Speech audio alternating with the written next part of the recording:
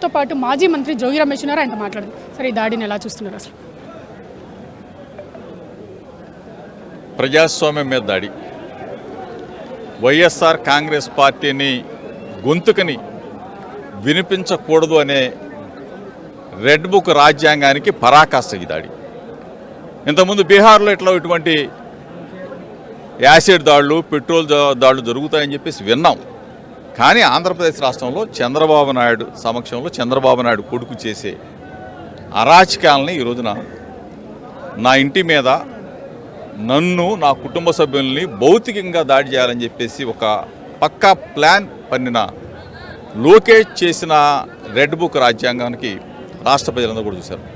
రాష్ట్ర ప్రజలే కూడా, యావత్ భారతదేశం మొత్తం కూడా చూసింది. రాజ్యసభలో చర్చ జరిగింది, పార్లమెంట్లో చర్చ జరిగింది, హ్యూమన్ రైట్స్లో చర్చ జరిగింది. అంటే ఆంధ్రప్రదేశ్లో లా అండ్ ఆర్డర్, ప్రజాస్వామ్యాన్ని కూనీ చేసి ప్రతిపక్ష నాయకుల ఇళ్ల మీద